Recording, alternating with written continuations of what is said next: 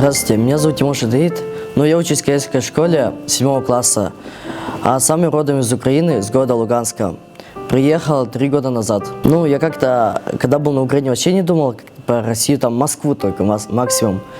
Мне папа раньше здесь работал когда-то давно, лет 20 назад, и он рассказал, что здесь много деревянных зданий там, и очень холодно. Но когда приехал, я удивился, даже мой папа тоже удивился, что много каменных зданий уже, даже такие, не небоскребы, как сказать, высокие здания.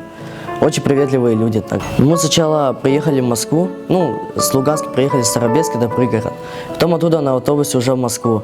К сожалению, мы всей семьей не смогли уехать, там бабушка осталась. Она не решила покидать родной дом. Но сейчас мы связь, она пропала, поэтому ее не можем найти. Мы как только собираемся поехать, то там обстрел начинается. У нас как мой населенный пункт, мой дом стоит недалеко от именно границы.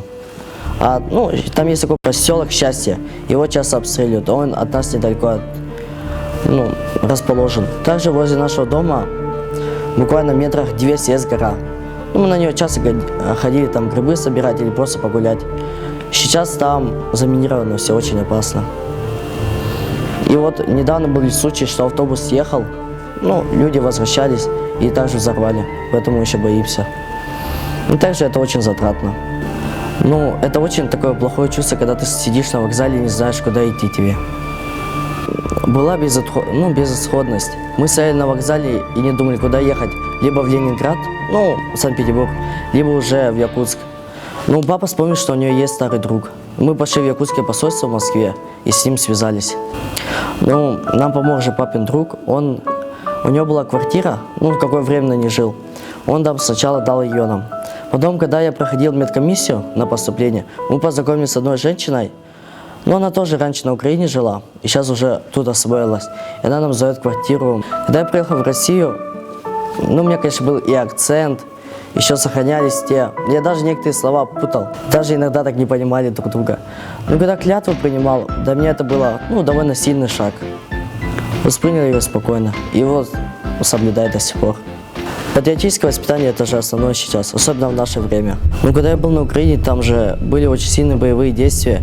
Я увидел, как люди гибнут, там умирают, потому что некоторые даже не могут защитить свои семьи. Многие лишают своих кормильцев. Я когда приехал в Россию, решил, что лучше стану военным, чтобы потом защищать свою родину. Мы там живем с понедельника по субботу, и у нас уборка территории, потом мы уходим домой. Также у нас распорядок дня 6:30 подъем, утренняя зарядка, бег и отбой в 10. Все чисто по распорядку. Очень точно. Школа много куда посылает. Буквально в том году ездил в Вологду, тоже научно-практическая конференция. У нас очень хорошая база, поэтому если ты хорошо там по спорту или в науке, ты можешь куда-то съездить. Но тем летом я ездил на Олимпиаду по истории Севера в Сосновобор. Международная. Наука мне ближе всего.